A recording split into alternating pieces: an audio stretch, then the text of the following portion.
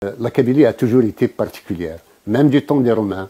Il n'avait jamais baissé les bras. Il a même fait une guerre pendant 45 ans contre les Romains. Et donc après l'arrivée de l'islam avec les Bni Hilal, les Bni Hilal avaient pris toute l'Afrique du Nord, sauf la Kabylie. Et avec les Turcs, quand ils sont arrivés, là aussi, ils ont pris l'ensemble du territoire algérien, sauf la Kabylie. Et quand la France est arrivée en 1830, quand elle a débarqué, c'était les Kabyles qui l'avaient affronté à Sidi Ferruch. Et il y avait parce qu'ils savaient qu'un débarquement à Alger allait nécessairement avoir des répercussions sur le pays kabyle. Donc, c'était les premiers à résister contre l'invasion française, c'était cela. Et ils ont été trahis par le Dey d'Alger, ce qui fait qu'ils s'étaient retirés, mais les Français n'ont pu conquérir la Kabylie que 27 ans plus tard. Et entre-temps, en 1939, le 14 octobre exactement, le général Schneider, qui était ministre des Armées, avait décrété que tout ce territoire qu'ils ont conquis s'appelait l'Algérie. Et la carte géographique établie à l'époque distinguait bien l'Algérie française de la Kabylie indépendante. Donc la Kabylie a résisté, et quand il y a eu annexion de la Kabylie, c'était le général MacMahon, il y a des boulevards ici qui portent son nom à Paris, MacMahon a défait l'une des dirigeantes kabyles. C'est une femme qui était la résistante contre lui. Elle s'appelait Falman Soumer. Et après cette défaite, parce que technologiquement, structurellement, l'armée de MacMahon était supérieure à la nôtre, et donc nous avions perdu la guerre. Mais la défaite de la Kabylie et son annexion n'ont jamais été actées par des notables kabyles. Il n'y a pas eu de signature de reddition de la Kabylie vis-à-vis de la France, et l'annexion de la Kabylie est à ce jour illégale. Donc historiquement, nous sommes fondés à revendiquer notre indépendance aujourd'hui. La Kabylie est pionnier, si vous voulez, en la matière. C'est le premier peuple à théoriser un peu l'évolution du monde à partir de la colonisation, et qui montre que le monde doit changer, doit évoluer autrement que ce qu'il a été jusqu'à présent. Sans la colonisation, il n'y aurait jamais eu de mondialisation. C'est avec la colonisation que nous avons tous des voitures, que nous avons des routes, que nous avons des écoles, que nous avons les mêmes habits, des téléphones portables, des téléviseurs, et ainsi de suite. C'est la colonisation qui, avec son développement technologique et technique, a apporté tous ces éléments. Et puis, le partage du monde en État. Il se trouve que la manière dont la colonisation a partagé le monde est injuste. Aujourd'hui, il y a un déficit de démocratie, un déficit de liberté à travers le monde.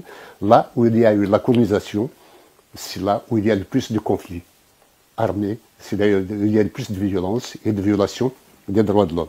Donc nous plaidons pour le droit des peuples à disposer d'eux-mêmes, pour refondre un peu les frontières issues de la colonisation, qui sont injustes.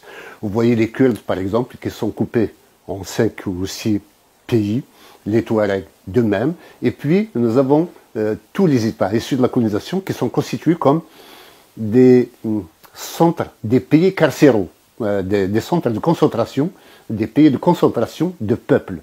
C'est-à-dire qu'on met la colonisation croyait qu'en créant un État avec des frontières, importe peu les peuples qui y vivent, cet État va générer sa nation. 60 ans après les indépendances, nous avons vu que ce n'était pas le cas.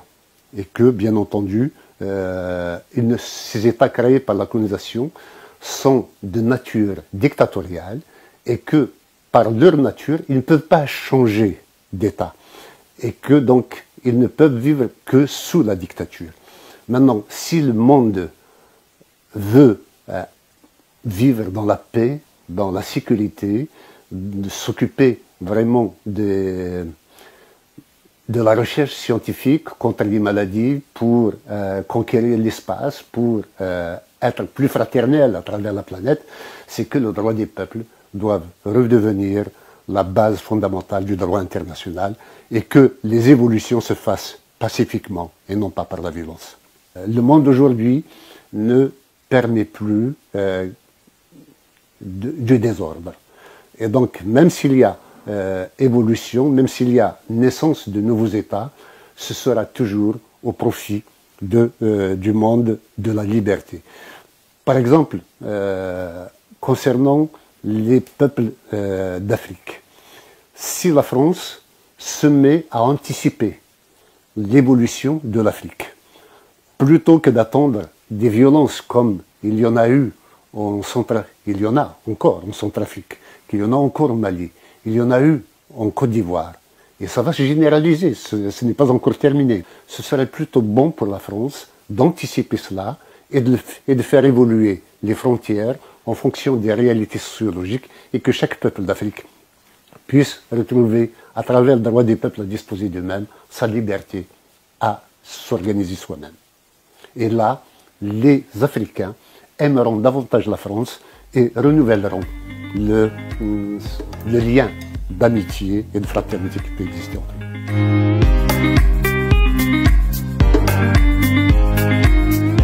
eux. En mois de septembre dernier, 2017, donc, le 28 exactement, nous avons remis à l'ONU, à New York, le mémorandum pour l'autodétermination de la Kabylie.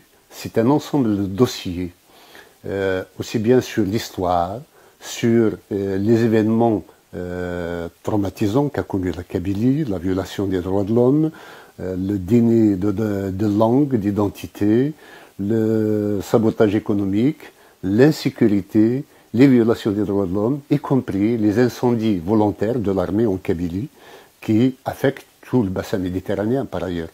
Donc ce sont autant de dossiers qui plaident en faveur de l'indépendance de la Kabylie. Et ça, nous l'avons envoyé, nous l'avons remis à l'ONU, mais nous l'avons envoyé à l'Union européenne, à tous les pays qui comptent sur la planète, et à l'Union africaine, parce que nous sommes des Africains, à l'Union arabe, parce que l'Algérie se dit arabe, à la communauté des États indépendants, de la Russie, à l'ASEAN et à l'Organisation des États d'Amérique. Donc nous avons touché le monde entier pour plaider, les informer que nous menons un combat pacifique, démocratique, en faveur de la Kabylie.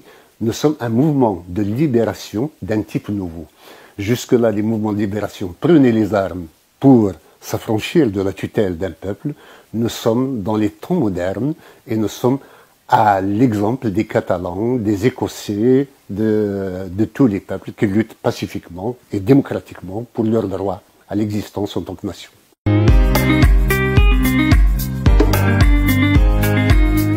Il y a une marche traditionnelle que nous organisons et l'année dernière, en 2017, il a fallu au pouvoir colonial algérien, c'est comme ça que nous le dénommons, des hélicoptères pour évaluer l'ampleur de la foule, tellement c'était important.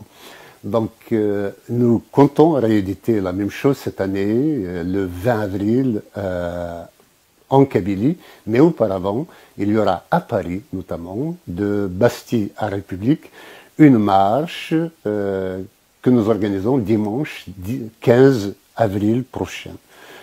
J'appelle à travers cet espace tout le monde à venir nous soutenir. Et s'il y a